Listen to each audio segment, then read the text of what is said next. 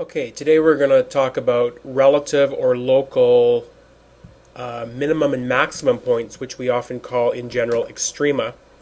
And these are just the highest and the lowest points on the graph in a certain neighborhood. So there's a relative max, here's a relative min, here's a local max, here's a local min.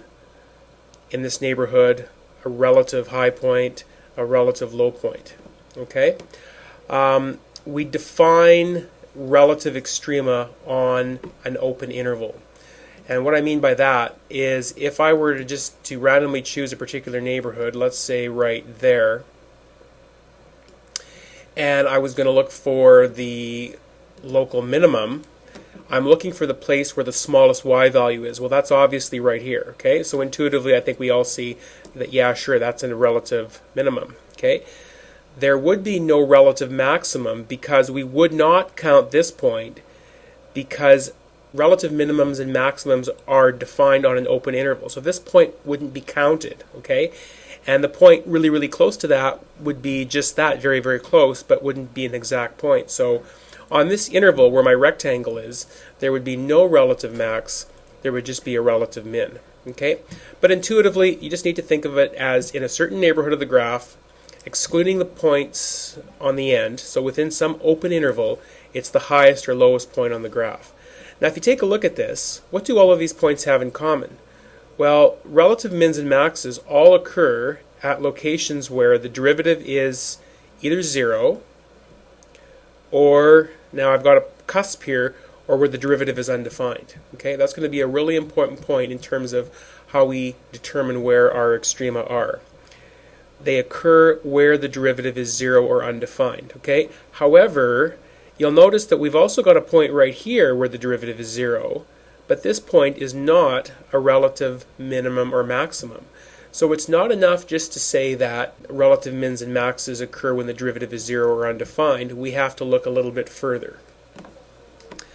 Alright, so I've outlined here the definitions of relative min and relative max as I've just explained. We use the term relative extrema when referring to either a relative min or a relative max.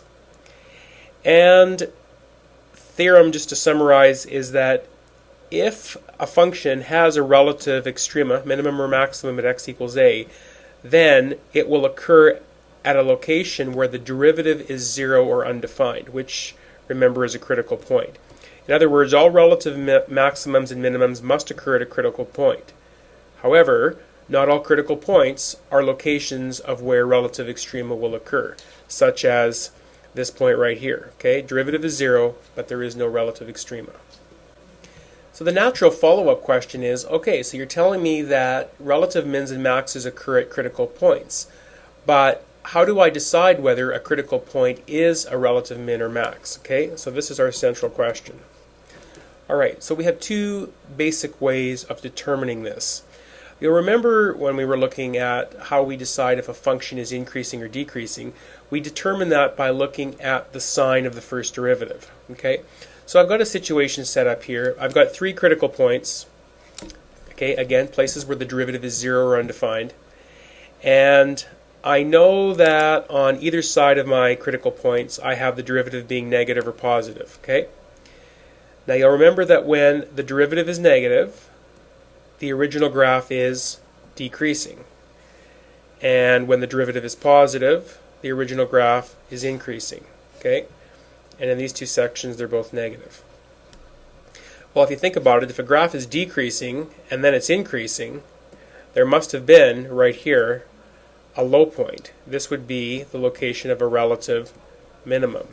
If the graph is going up and then going down, this must be the location of a relative maximum. We have the graph going down here, and then we have the graph continuing to go down, even though there was a critical point.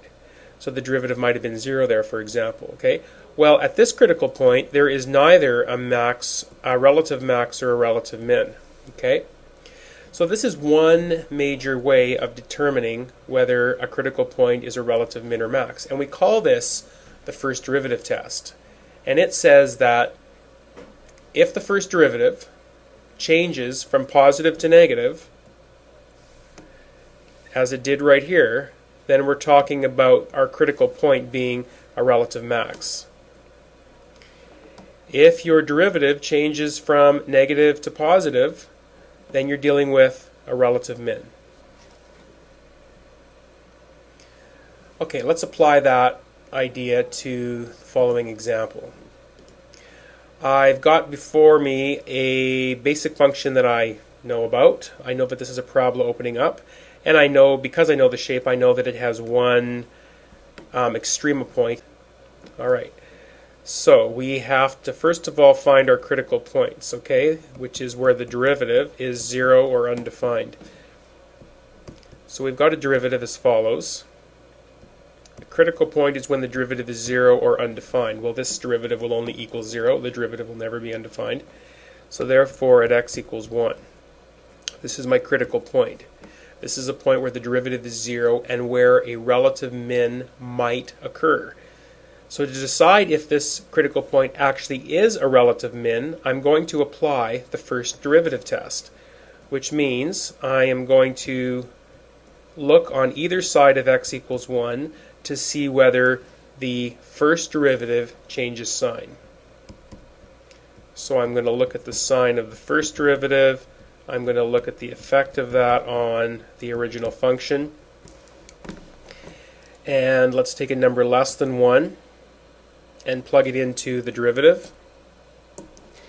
So if I take x equals 0, for example, I get a negative first derivative.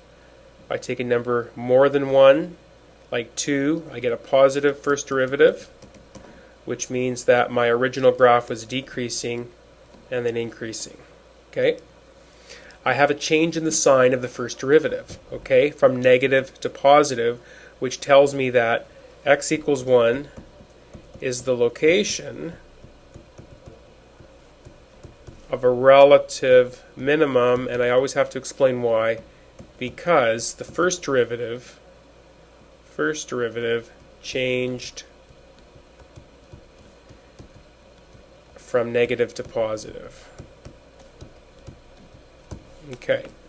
Now the question was also, what is the value of the relative minimum? And by that I mean the y value. So the relative min value is f of 1. And if I plug 1 into my original function,